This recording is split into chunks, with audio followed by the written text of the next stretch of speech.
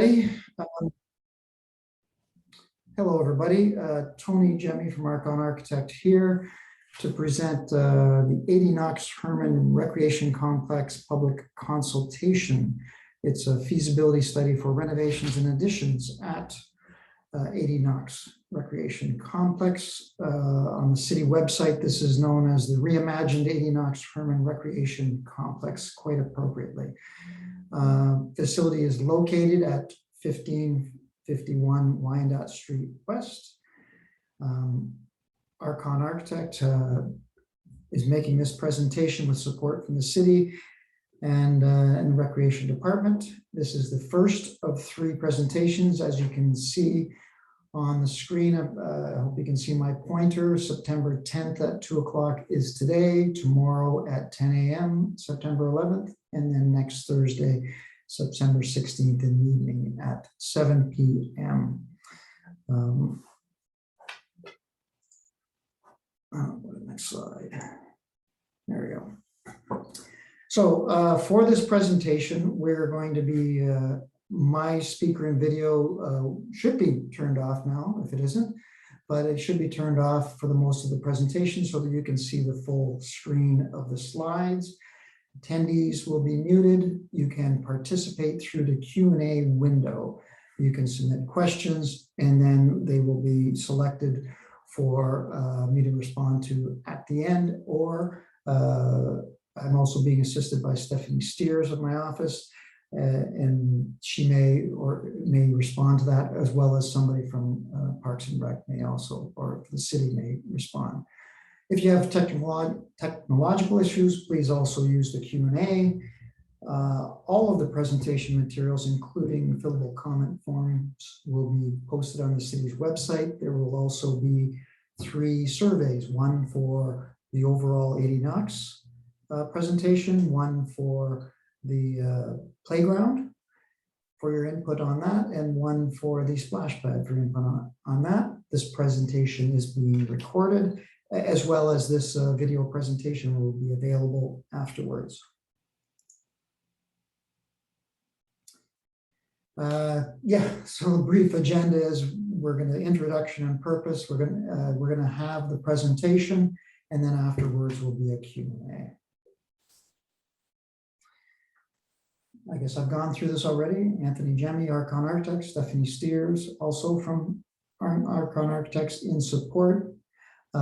Project consultants not part of this presentation today are from Haddad Morgan and Associates structurally, Jazzle Engineering mechanically and electrically, and MCW Custom Engineering Solutions for green energy and initiatives from the program that the city is applying to.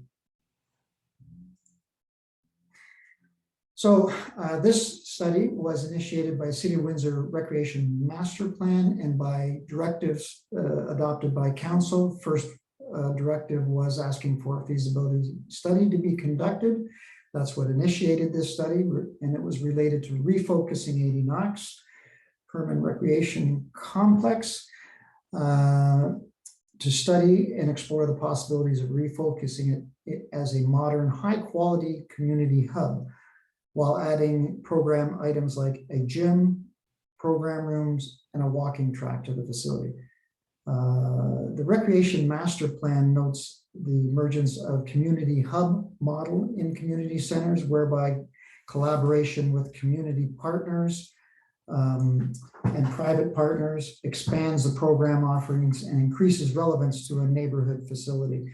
Adie Knox was specifically identified as a facility well suited for growth, modernization based on this model. The project was started in 2020, but was accelerated this year as a result of a new Green and Inclusive Community Buildings grant program. That's what MCW was brought on for. Then a new council resolution later, also this year, formalized the city's commitment to have the aquatic services provided by the University of Windsor in their new pool, which is under construction. This presentation shows the Adie Knox complex as it is now being proposed after these directions and seeks to present the project and ask for public comments on this project. Aside from providing the required program spaces, the project has additional goals for the renovation to upgrade the old building, to provide enhanced accessibility for all, including universal washroom, door operators, and other wayfinding aids, and also to introduce green building features and bring energy efficiency and sustainability into the mechanical components of the building, as well as architectural components. And finally, to bring a display spaces for highlighting arts and culture and diversity to foster a healthy, vibrant community hub. So yes, these display cases, as well as sitting areas and a variety of sitting areas with views into program spaces and to the outside to help foster the growth of a vibrant, community hub. The current building site, it was what you see right now on the site, includes the arena, the historic Richardson building, which is a Richardson Library building, and Wilson Park to the south. And parking to the west, so there's existing parking to the west and to the east and behind the arena. There's an alley separating the residential properties to the east from the park.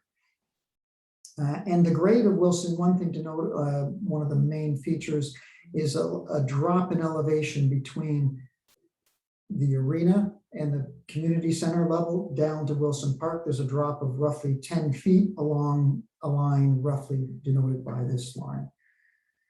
So any proposal has to take this into account. There will be a PDF of the PowerPoint online. It actually doesn't have all of the graphics. This line was one of the things that was added for this presentation. So it doesn't change the content of any of the presentations. There's a few other things like this. The things we added were for clarity and visibility, and for clarity, visual clarity for people seeing it to be able to understand. So the new program spaces that the city wants to accommodate here are a new gymnasium. The size is going to be roughly 102 by 78 feet. The size of a community gymnasium with a room divider, new dressing rooms, so the previous dressing rooms being renovated, and a new gym storage being created. 4 new linked multi-purpose rooms with room partitions for flexibility of creating 2 larger rooms or 4 smaller rooms, plus adjacent to those and attached to one of them is a new teaching kitchen and a separate storage area for this. Total capacity of approximately 200 people for the 4 combined rooms. There's a new art room makerspace, which is really a renovation of the room that's currently in the Heritage Richardson building, which is used more or less for that purpose now, but maybe a little more ad hoc and being a little more defined. A new indoor walking track was seen as being something that I wanted to include and is included, and it has a length of approximately 148 feet. And of course, again, along with the focus, new community hub spaces and open seating supporting that initiative. And some new interior spaces that are optional. That means that they'll be dependent on funding, which the city is actively going after now. The fitness center with approximately capacity of 41 persons.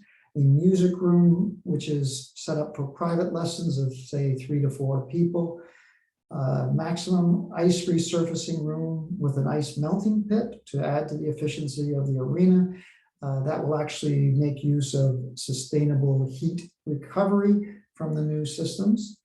And an arena dressing room, larger in size than the existing dressing rooms with improved accessibility, is also proposed, but that again is an optional item at this point.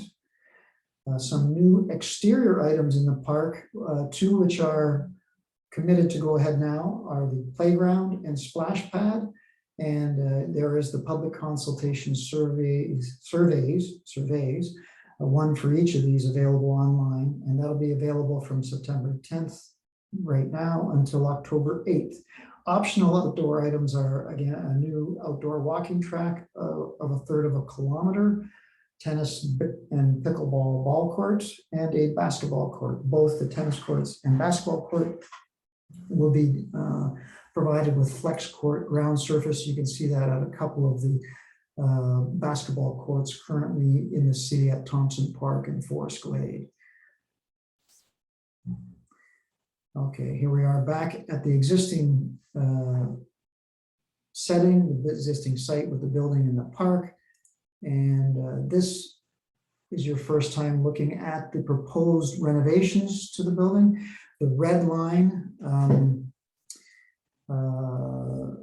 indicates the existing outline of the existing building. Anything outside of that is an addition. Anything inside of it, color coded, is either renovation or left the same. Gray denotes that items that are left the same, that are only minimally upgraded or unchanged. Blue indicates new program areas. You can see the 2 splash pad and playground, which are committed in the park, the gymnasium, which is well committed, and then the lighter blue, which is the same, but again, in the additions, those are again committed to produce the multi-purpose rooms, an extra program room, support spaces, walking track. What else do I have to say? Okay, that's good. Here we are zooming into the floor plan for a closer view. Again, the existing building is shown in the dark red outline. Pink spaces in the existing building and additions are optional. So again, they've got some staff spaces, multi-purpose storage, lunchroom, new offices, new custodial and storage, and the new dressing room in the arena, which would be optional at this point. The fitness center, again, which is optional as an addition. The other ones are optional as part of the renovation. And again, the blue identifies program spaces that are committed. Gray outlines existing buildings. The indoor walking track, you can see it here, surrounds the orange, which is sitting areas. And these are the main sitting areas. There are other places where people could sit as well, but those are the main sitting areas that are meant to foster this and help the growth of this community hub concept. The big item that you're going to see here is this Galleria space, and the Galleria and west entry seating now made dark. Okay, yeah, right. So and we'll talk about that. So the design concept. What's the organizing principles behind this project? The existing building had multiple past additions, up to 5, I believe. 5 different sections of the building, and they really were a collection of spaces with little organizational logic between them. You could find things, but it wasn't clear where they were. The new design hopes to change that with the Galleria, which is a new main north-south corridor and seating area with the walking track. That is seen as one of the main moves. It focuses on a central reception desk, and this provides the focus and unifying structure. The north-south Galleria, and that combined with the previous north corridor offset at the reception and seating area. It really makes a fairly clear organization, as you'll see in a minute, and the community hub with the 5 main seating areas added to that concept. Here's the building, and here we see the overlay of the main organizing principle, and the diagram in the middle here is the Galleria and the north corridor. Those are the main circulation spaces. There is a separate, another west entrance, fairly clear diagram centered on the central area with 2 large seating areas and centered on the new reception desk, which has control of both main corridors and the main seating areas. That becomes a very clear diagram for people to understand when there's space, especially you could come in the main entrance and almost make sense of the whole building. and as well as coming in from the previous north entrance, which you will still be able to do. Along with this, you get the program spaces. So there's, well, first there's support spaces backed up against the existing arena where we don't need views. Program spaces are on the west side of the Galleria attached to it, and they take advantage of views to the church, the Gothic Revival Church across the street. Life After 50 is in direct contact with this. It creates a bit of a civic precinct. You have views to these existing trees, which are being maintained on site as well. So that gives you an overview. I guess, well, one other thing that's important to point out is that this draws the new main entrance down to the south end with new park facilities, and it navigates this the drop across the site. We through the new entry, you drop down to the new park level, so it's always accessible. Here's a conceptual view from the reception desk, looking south towards the new south main entry and across the walking track, seating areas that you can see is intended to be it's intended to be a lively space. Let me just check my notes here. So the gallery is supposed to be a tall, wide corridor seating filled with natural light. It has clerestory light on both windows on both sides for the most part. The west entry is just off to the right in this image. And there's a multi-purpose corridor. The multi-purpose rooms are along this side. So the reception desk has a direct view down this corridor and also to the doors into the other multi-purpose rooms, or the other program rooms as yet to be assigned. And service rooms line up along the east side of the Galleria. Again, here it is. And here's showing you where that view of the Galleria was taken from. In the plan, the Galleria is here, the seating, the walking space, the reception desk, which has views down the corridor to the seating areas, and as well, they can come around the corner and look up the north corridor. This is a conceptual view of the Family Hangout area, which is a seating area that was carved out of the former lobby of the arena. And it has a tiered seating area that allows for views into the arena, is adjacent to the reception, and connects the upper north section of the community center and the lower south half of the facility through stairs and a ramp. You can see them here as well, the ramp starting here. That's because there is a change of 2 feet from the upper north section of the community center down to the south section. So we've dubbed this the Family Hangout area, anticipating families hanging out here, watching through the glass into the arena for children that are participating there. Here's an image of what could be the seating area outside of the future gymnasium. It's taken from this location, and this seating area takes advantage of the existing windows from the pool that face south towards Wilson Park. You'll be able to see again the church, the trees, and have a long view, as well as views into the future gymnasium.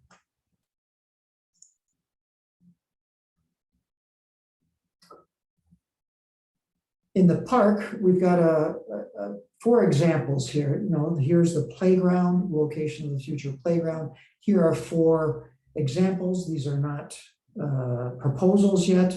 They are simply examples to give you an idea of what could go here. And again, there is a survey at the end that we encourage you to take the time to participate in, to give your input on what you'd like to see there in terms of specific elements within the park or the playground, and maybe even as well as theming.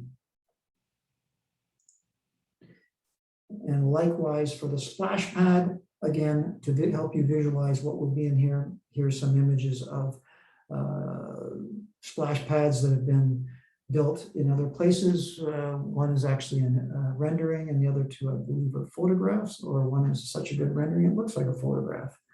But again, same thing. There's a survey at the end that seeks to get your input on, again, elements and theming for this element in the park. Now we're going to take you on a tour of the program spaces inside of the building in the same fashion. So here's the building, and here is a close-up of the quadrant. We're calling this the Gymnasium quadrant. Here you can see in the blow-up the larger gymnasium, a little over 10,000 square foot, 10,500 square feet. The seating area for the, well, just the large seating area outside. There is the existing corridor system that is being reused and extended to the seating area. As well, we're creating a new corridor and with a ramp and staircase down to the central reception area, so that you've actually got a circuit around this kind of core, and it gives you direct connection from the Galleria up to the gymnasium. Some service spaces that are at this point optional, or they certainly have not been funded yet. Mechanical room space that's been reduced but still used in a custodial space. Existing family change room that will remain largely unchanged. There will be upgrading for lighting and maybe some other upgrades, but basically they're staying unchanged. This area is being renovated. The existing pool change rooms are being renovated into two purpose-built dressing rooms, men's and women's, for the gymnasium, with larger showers for accessibility, as well as room for space allocated or allowed for accessible movement through the space, and a new large gym storage room. Just checking my notes again to make sure I'm not missing anything. Okay, thank you. All right, thanks.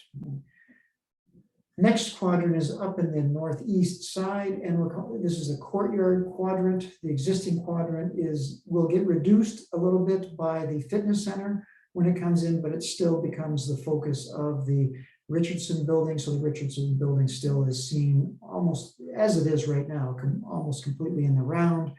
Art room, maker space, largely left the way it is. I think there's some walls we're taking out here and upgrading to maybe finishes and lights. A new seating area here potentially could be used for earmarked for senior use, but that has not yet been decided. The new Family Hangout right across from the reception desk looking into the arena. The existing main north-south corridor. Offices are being changed a little bit, but used just as offices instead of reception for the staff. And then entrances into the gymnasium change rooms and further into the gymnasium. Oh, and the music room. Sorry, the music room sits here again with views. The fitness center, music room take advantage of views, as does the current Richardson building spaces.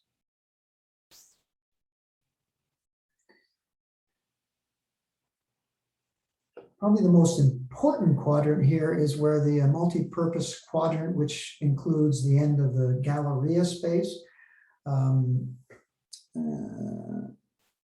This is all new construction. I guess I should have pointed out that the other two quadrants were mostly renovation, except for the fitness and music room, which are in addition. This, on the other hand, is almost completely renovation, new space being added in what would have been the previous parking lot.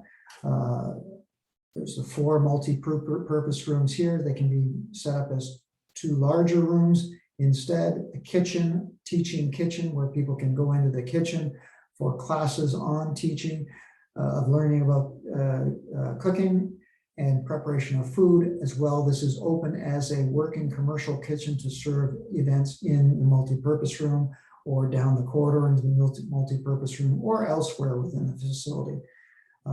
And the storage for the multi-purpose room. Seating areas at the west entrance here with loading. This is the entrance that would probably be used by seniors coming over from the Life After 50, seating down the middle with display space. This is something that can be, you can provide input on programming for this. The walking track which circulates around it. It's wide enough that you can have people walking as well as people, actively walking, as well as people just circulating around the building to get to their functions. And the service spaces, which is largely washrooms and universal washroom, custodial closet, men's, women's, and family on the east side of the Galleria.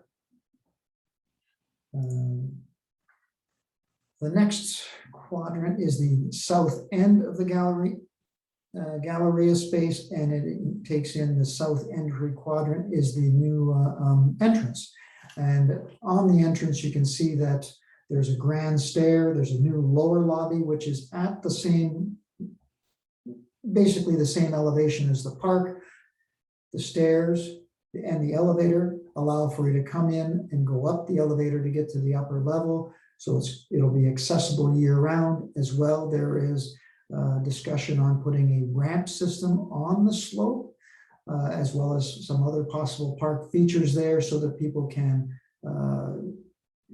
outside take a ramp up to the upper level and get in that way without having to use the elevator or the stairs. Apart from that, there's some extra display space, mechanical room here, and the program room here as well. The whole scheme lends itself by creating the Galleria spine. Program rooms are off to the one side, service on the other.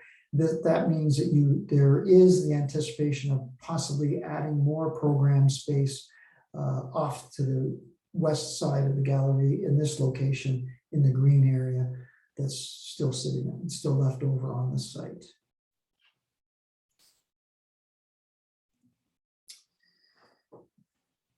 So again, creating a community hub is the main focus for the redesign, and key to this are the vibrant gathering spaces, which we're showing 2 images of here.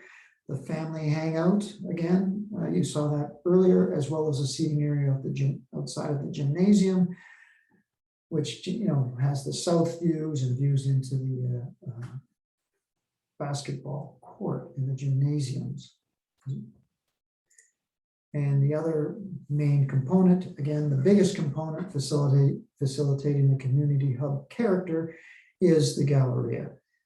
And again, a tall, wide corridor filled with light, natural light from the clerestory windows above. And the overall intent for the whole facility is to create spaces filled with activity and gathering spaces. Of course, that's got to be tied with programming and participation by outside groups in helping to bring program to the facility in partnership with the city. So that brings us to the end. So thank you very much for listening and attending. Provide feedback at cityofwindsor.ca. City definitely wants to hear from you. You can then navigate to on the website to the residential buildings. Go to on the website, go to for residents. From there, pick Windsor, Building Windsor's future, and then from there go to the Reimagined Adie Knox Herman Recreation Complex tab, and that will get you to the same place. Okay, so I guess that's the end of our presentation, and we'll now switch to going to Q&A at this point, and I'll look to my assistants to let me know what answers we'd like to go on to. I'll stick with the slide view now, but maybe we should go to, I'm not sure if we are, maybe one of my assistants can tell me if we are into the view where people can now see me and see me making responses. Yep. So hi, my name is Stephanie Sears. I'm going to be going through the questions. So our first question is, did you consider using expelled heat from the rink to heat the pool and thereby keep the pool?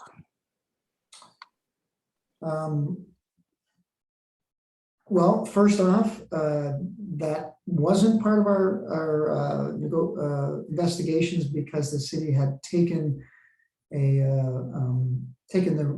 their council decision to move the aquatics to the University of Windsor facility. But certainly if they hadn't, we would have.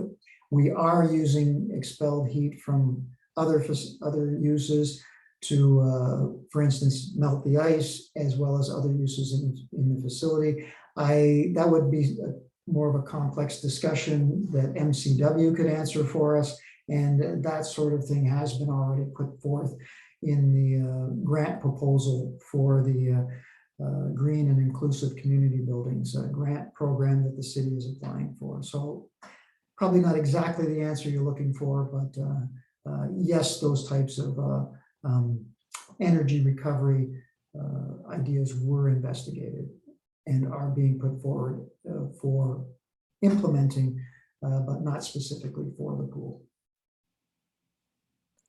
Great. And so our next question is, why are there so many parking spaces, and why are you taking over the entire park? Here, let's try to, you know what, I'm going to go to an image here that we can all look at. Okay, here. So why are there so many? We are putting in the amount of spaces, maybe one or two extra, but largely we're providing the spaces that are required by zoning, and they're required due to the increased size of the building with the program spaces that are added, so that, again, it's what's required by the zoning for the city, by the City of Windsor zoning bylaws. I think we have gone beyond that a little bit, but we've gone beyond it in not adding spaces, but by having more barrier-free spaces in two locations, one at the close to the south entry, one close to the west entry. And we've got two loading spaces, but the spaces that are being provided are the ones that are required. Yes, it does take up a lot of space. There's no way around that. And that is in combination with the existing spaces. We are looking to carve out spaces where we maintain, for instance, the mature trees. There's a good stand of mature trees along McEwen Avenue, which we felt was important to preserve, as well as there's a green space created behind the arena and where the park elements are. That's all seemed to be a green space there that I guess, yeah, at this point, that was the way we handled that. I don't see there was much option other than creating parking garages or underground parking, which become prohibitively expensive. So yes. Okay. A related question would be, will there be sufficient drainage to ensure flooding doesn't occur? Absolutely. That's something that would be taken care of in the working drawing stage when it goes to that point. Civil engineers, the city would mandate that it has to be there. So yes, storm retention under the new city's stormwater management master plan would have to be met. Okay, and then another question will be, will the roof have green planting on the top of it? It was considered, but at this point, we do not have that. One of the proposals is to put photovoltaic panels on top of the addition to contribute to the energy conservation and sustainability of the building as it tries to transition to net zero status. So no, at this point, that was one item. Green roofs are generally expensive as well. I think to get full advantage of that green roof would be better if we had a second story that was being used and you could open onto it. So I think we felt that for the users, it would have been something that maybe met that image of being green, but then not being as usable. And I think that in the end, I would have said, again, I would rather that if we were going to put a green roof, that it be something that's accessible and made use of and people could actually enjoy it more. So in the process of deciding what elements to keep and not keep, that's one that we decided not to go ahead with. Great. So I'm going to combine two questions here related. So one would be, have you looked at options of keeping the pool? And is there any way to retain just the therapy pool? Our direction from council was that all aquatics were going to leave. So we didn't. I mean, that sounds like a plausible option to investigate, but was not part of our mandate. Again, questions for that, I would have to defer back to council at this because it was not part of our discussions at that point. And so perhaps maybe related also would be, has any data been collected to indicate that a gymnasium is needed? So I guess questioning whether where does that gymnasium program come from? Okay, on that item, I would refer you to the city's recreation master plan. I don't have the specific data in my fingers, but that data is available in the recreation master plan, which is available online on the city's website. And in fact, this whole study and many of the directions that it's taking come directly out of and as a result of that master plan study. So this is a case where you have a master plan taken on by the city and taken very seriously, and they are following. This is one of the steps where they are following through and putting the program elements that it recommended in it. So yes, I guess from that standpoint, there is a need. They see it in this area for a gymnasium. I don't recall the exact numbers, but I do recall when we've read through the master plan that definitely a gymnasium is seen as an item that would be used in this area. It's also good to note that a gymnasium is in itself a multi-purpose use space and can be used for a number of different things. So gymnasiums are always good from that standpoint. Okay, so we're going to talk a little bit more about the park now. So is there a plan to have a covered picnic space at the splash pad similar to Jackson Park? I don't know if I call it a picnic space, but there is part of the mandate that there be some covering. That's something that I think would be best expressed in the survey for the splash pad. I've read through the questions. I don't know if that was that question, but reading between the lines of what you're asking for a covered picnic space, specifically that has not been discussed and maybe should be. So I'd say that that's a good item to raise as well, that maybe not just for the splash pad, but maybe for the playground or the park in general. So, and as something to be raised and considered by the city to include. Okay, and then will there be paved paths to the splash pad from the parking lot for accessibility and strollers? Ah, you caught us. Yes, this is conceptual at this point, and we don't specifically show the connections to them. Yes, the city is always making all of their playgrounds accessible nowadays, as well as their splash pads. And that's probably something that should be shown in future iterations of this plan. But this is a master plan, not the actual implementation. But in any case, it would be worth showing that even in a master plan format. So I agree. Yes, those should be shown.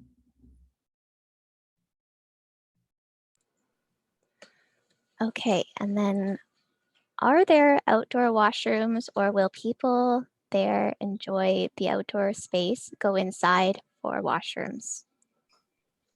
Yeah, that was part of the thinking. So the short answer is you'll use the indoor washrooms, and that was part of the reason for the elongated shape of the Galleria and for getting down to the park level with a an accessible entry that would be accessible year round. You can come in the lower lobby.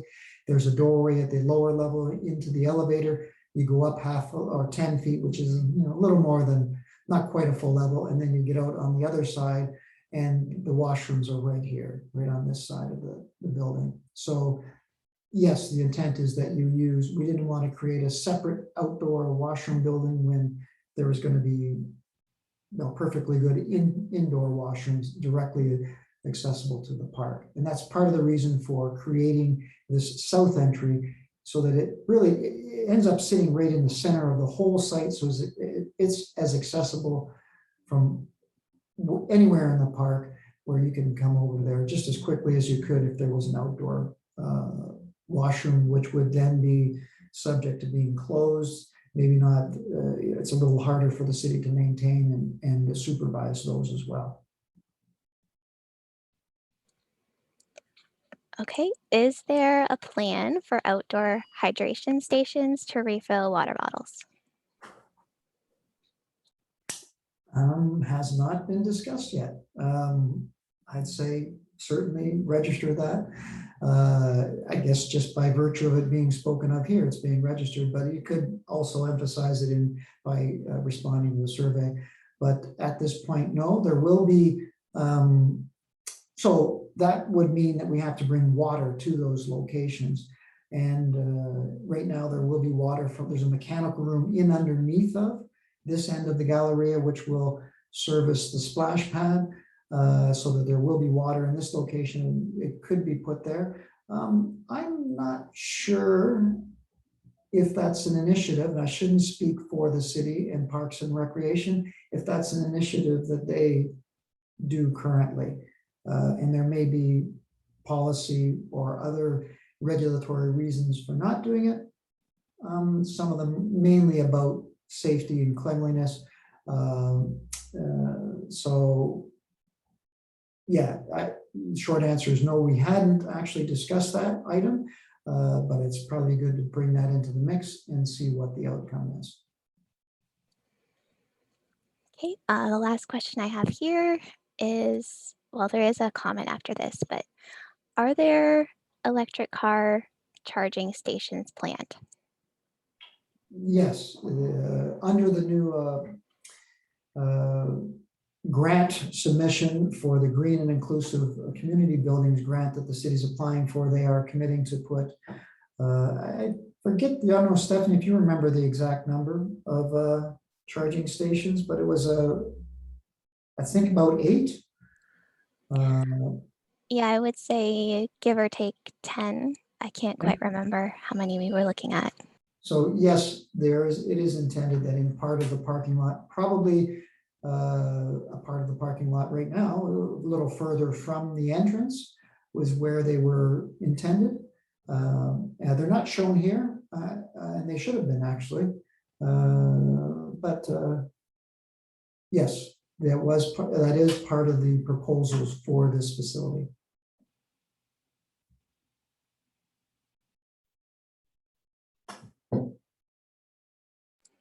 Okay, so a few more questions in regards to that discussion around outdoor drinking water.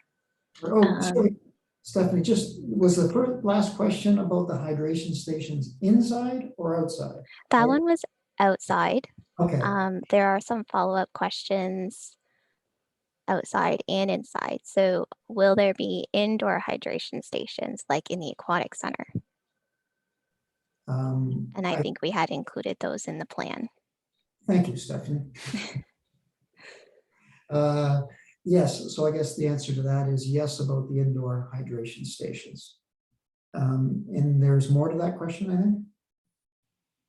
Or no? There's just some concern about outdoor water being accessible to everyone's dog, but I don't know that that is something we have gone that far into, right? No, absolutely not. I'm a pet lover and an animal lover. Yeah, most of the parks get well used by dogs. A lot of people bring water along, but yeah, that may be a nice. Well, so this question specifically is concerned about somehow dogs being able to reach Well, I I guess I'm water for human consumption, which I don't think is sanitary, and I think that's Oh, right. Oh, I see. Right. It wouldn't be, yeah, I wouldn't encourage people to have their dogs drink out of the same one that people are supposed to, if that's the nature of the question. Or is it that they're asking if there'd be a low level button for providing water to down at the ground level? I don't know. So, yeah. So I don't see any more questions. There is just one other comment talking about. Let's see, one moment here. Oh, the walking track. So maybe you want to discuss just a little bit. They're concerned about the amount of space provided for the walking track and any, traffic issues for circulation. yeah, I'm not sure I understand. The walking track is set up as kind of a separate thing unto itself, which I'm sure people could walk. No, the indoor walking track, sorry. Oh, the indoor one. Oh, got it. Yeah, good question there. I don't know if we have, let me see if I can go to that blow up exactly. You can see that we show a space for the walking track here in this image. It would be a different color of flooring to denote it in some way. As well, there's space to walk not on the walking track. And but it's anticipated that people will probably be cutting across, and there may be times when people are on the walking track, have to watch out for people cutting across, vice versa. But we plan for as much width of space here as possible, and it's quite generous. I believe all the way across the gallery was somewhere in the neighborhood of 21 feet. 21 feet seems to come to mind. I don't have that number exactly in my head, but there's enough space certainly to have the seating area in the middle, have people standing around the sitting area, have the walking track go by, be a space that people, when you walk onto it, just recognize that other people probably may want to be moving through there. And as well, you can get to a space where you could stand and maybe, here's a fountain here, go to a fountain, or go into the washrooms, or read a billboard, bulletin board items if they have to be on this sign. So, or go into the other multi-purpose spaces. So yes, it's a generous space, and it's generous for that reason, so that the space can accommodate seating, display, general circulation, as well as the walking track as in one space, so that people can all coexist. And it makes it, again, a vibrant space with a lot of activity happening in it. I hope that answers that question.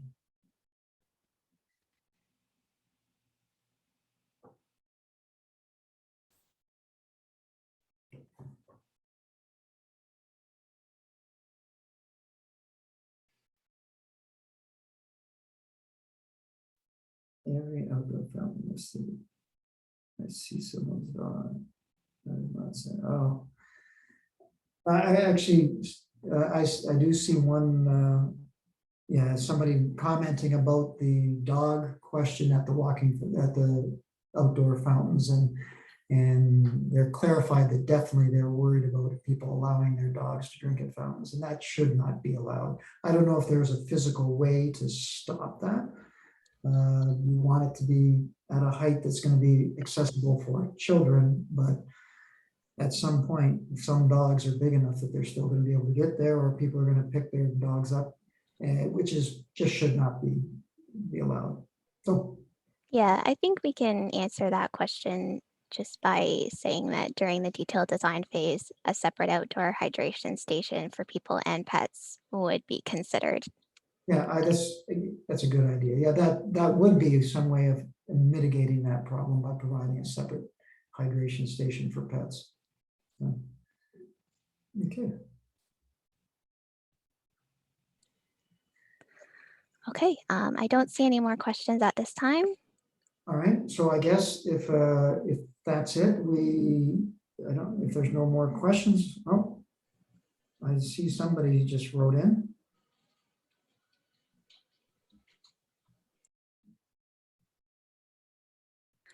So there's a comment and it says, if people enjoying the outdoor space are supposed to use the indoor washrooms, I would like the city to commit to ramps instead of just stairs and an elevator.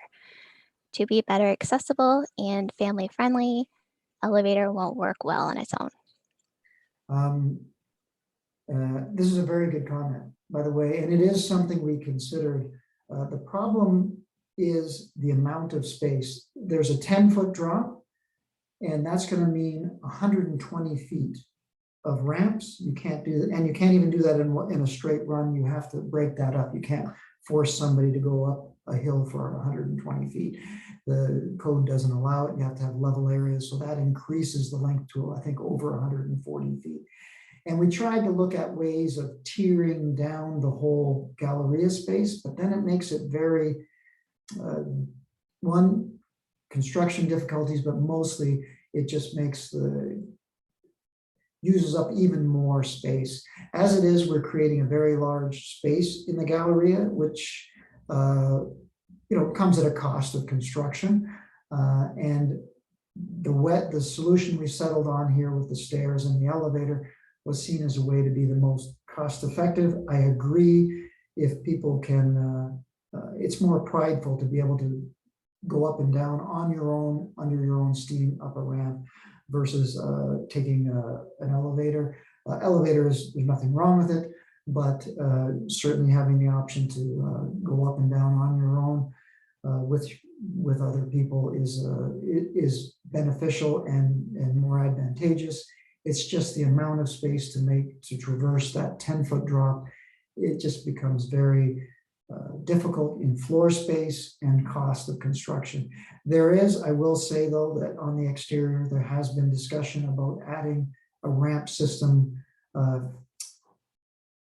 in the berm to the right. So the drop occurs right, you can see it right now at the back of the arena, it drops off.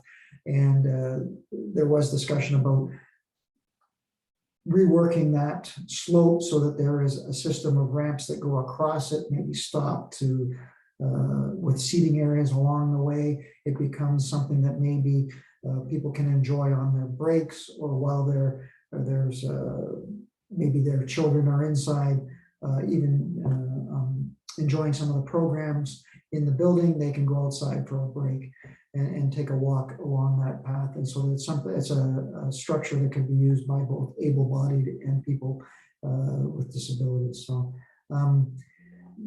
unfortunately, may not again be the answer you were looking for, but that was the reasoning and the logic that went on in our design discussions about incorporating ramps versus stairs and just stairs and an elevator inside the building.